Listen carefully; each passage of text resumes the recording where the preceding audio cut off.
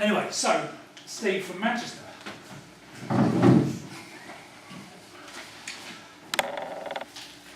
Right, greetings from the desolate north.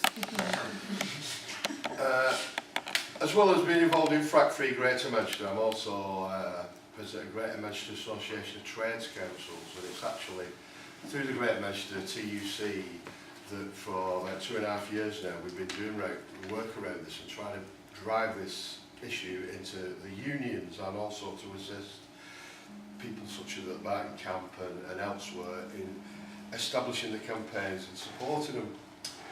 Just to fill in some of the points that Eva's missed is, I live in what used to be the Lancashire coalfield, and actually if you notice from the last video we've just been on, it's not actually fracking for shale gas that's going on in Australia, it's fracking or the extraction of coal bed methane. They call in Australia they call it coal seam gas.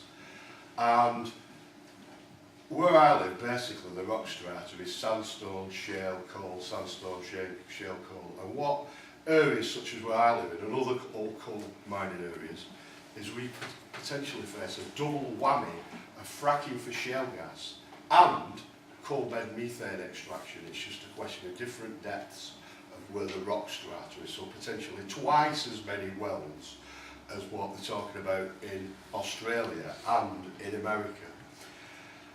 And obviously living in an area like that, I'm thinking, yeah, this could pretty well affect our area pretty badly, and what people will sell is the idea of jobs, and that basically may well sway people, so we looked at a strategy to respond to that. But I just wanted to a couple of things was about what wasn't mentioned about by you, was about the water disposal. In the fracking of these sites, and they do frack the coal bed methane if the gas doesn't flow as easy. The coal strata is actually more permeable than the shale, so the gas tends to come out easier, but they do frack that as well. But they deliberately contaminate up to 7 million gallons of water per well. And like Eva says, some stays underground and it's subject to migrating into aquifers and all this. And some is also, evaporates into the atmosphere, but a good 40% of it they've still got to dispose. And one of the questions we need to ask is, where do they dispose of this water? There's basically, you're talking up to maybe 3 million gallons per frack got to be disposed of. When you're talking about 10,000 wells and you're talking millions of gallons, you're talking about billions of gallons of contaminated water that's got to be disposed of somewhere. So that's an issue. Methane leaks is also another one. He was mentioned about abandoned wells, but also we have a case in America where Cornell University have done research where they show that the average leak per well of something like 400,000 wells that have sunk in America is between 3.5% and 5.5%. And methane gas is 5 times more potent to greenhouse gas. So you think about that, 5%, 25 times more, that's like 125% of CO2 just being released into the atmosphere. And basically, leaks like that are taking place, they're coming out all over the place. You see from films, if you watch it, gas bubbling out of rivers, bubbling out of ponds, even bubbling out of people's, one case in Gaslon too, if you watch that film, the guy has to go with a gas meter into his house because it's leaking through the floors of his house. And he's now no longer can live in it, so that's a problem, a big related issue. Now I said, the thing about alternative to people, when I've talked about this, oh, it's got to be safer here than in America, we'll do it proper here, and blah blah this, and it's going to create all these jobs. And when I talk about climate change, it's, oh, I'll be dead when that happens, and who gives a fuck about that? And the jobs things is obviously an important one, which is why I usually, get up and say, well, if it's a jobs thing, then we can actually create more jobs, investing money in developing renewables and things like the proposal of the 1 Million Climate Jobs report. And that's basically what we've been pushing through Greater Manchester TUC. We've got Great North West TUC, and I think we've got Bakers Union as well to endorse the campaign behind the 1 million climate jobs. And what I say is, you know, even if it was safe with knobs on, we don't need it. So, you know, because usually when I'm on a platform, everybody talks about water pollution, air pollution, cracked roads, all these trucks, you know, you're not getting insurance on your house, earthquakes.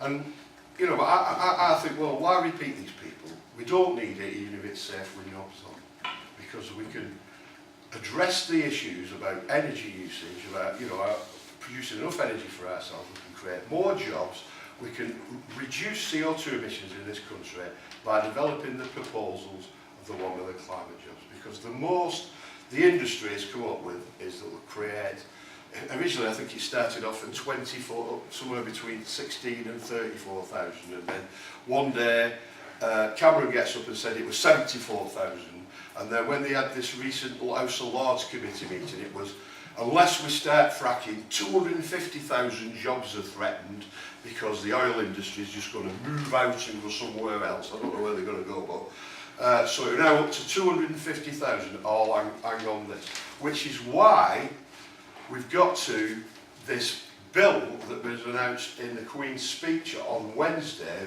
Growth and Infrastructure Bill, or what some of us are going calling the Fracking Under Our Homes Bill, being introduced to basically allow the industry to more, because it's not just about fracking under our homes they want to allow, they also want to allow, reduce the what they call red tape in terms of planning permission, what they have to obtain. They want to get rid of all this so they can actually speed up the fracking process everywhere. And it's that in particular, how we respond to that, I want to focus on, because I do think we do need to do these, support these camps, and people who are interested, I've got a full list of all the active camps here, including the new ones at Crawley Hill, which is in Humberside, and also ones at Farndon and Upton in Cheshire. There's also, we're starting drilling again in Manchester quite soon in Davyhune, which is about a mile or so away from the Barton Moss site, for coal bed methane, just right next to the, I don't know if you've been to Manchester, where Trafford Centre is. It's virtually about half a mile from Trafford Centre. And then they're coming back in September to Barton, because they found what they expected to find when they did the drilling, and they might well be coming back to Barton in September to actually start fracking. So that'll be another interesting, but people can take them, there's about 15, 20 copies. We need to support all that, but here we have is a piece of legislation going through Parliament. And it's, I mean, Lord Ellwood, he's the one who turned this phrase about the desolate north. Now, he slightly revised it now, because what he says, what he's concerned about, because obviously I think a lot of Tories have been writing to him in the south and saying, you know, you've licensed 2/3 of the country, which means fracking could be, you know, my area's on this, you know, on map. Parts of London could be fracked on that map. And they're writing it, and he's revised it and said, we shouldn't be fracking the leafy south, basically, where people's house prices are in the millions and a few thousand quid compensation is not going to basically shut them up. What we should do is we should concentrate on those parts of the north that were most ravaged by the Industrial Revolution. And I think that's what he means, where I live. And he basically, I won't mind, I think did he not serve in the Thatcher government that shut all the pits down in most of these areas, and now they want to come and frack us. Now, we can't leave it up to communities in the north of England, or groups of individuals, a small campaign, to stop this industry. We require a massive political campaign. And for me, fighting it in London is probably more important than fighting it at Barton Moss, because there's more people in London. That's where all news seems to emanate from. And we need to get people in London and south, you know, the south of the country. We obviously had people doing it in Bolcombe and Surrey and so forth. But we need to get everybody across the country involved in the fight to stop this bill going through Parliament. In the same way, for example, as we try to stop the Andrew Lansley bill going through Parliament. So basically, I mean, I've got some proposals, I've not had opportunity in 2 minutes to write them down, but there's a number of petitions we can all support. Greenpeace one, Friends of the Earth one, I think, who else is the other group put one out? Friends of the Earth, Greenpeace, and 38 Degrees, where you can, people need to get onto their MPs. We need some big lobbies, which I would hope people in London can help us organise, on the first and final reading of the bill going through Parliament. And then we've also got other events like party conferences taking place, where we need to be going down, especially in case of the Labour Party, which will be in Manchester, so going down to lobby to demand Labour MPs oppose this in Parliament, so does the union, so the lobbying the TUC as well, doing the utmost to prevent this bill going through law, and even going along to the Tory Party conference, because this is an issue that could potentially split the Tory Party. And in a run-up to a general election, that is bad for the Tories, right? But we need everybody to get on side of it. And the success of the campaign in Australia, the Lock the Gate campaign, in my view, what was done by Eva and others around Bartmoss, is we need to get out on the knocker to small areas and get local groups organised everywhere. That helps empower them communities to do something for themselves rather than us trying to do it for them and they just turn up alone. Because that ultimately, mobilising the people and people's power is ultimately how we're going to stop this happening. If we can defeat the government on this, that's a fantastic success it's going to be for our movement.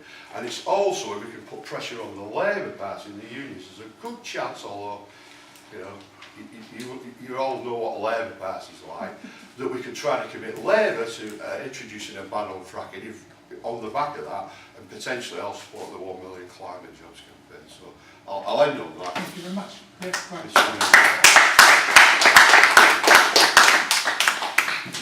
Well, it's up to you. So, questions, contributions to the two speakers?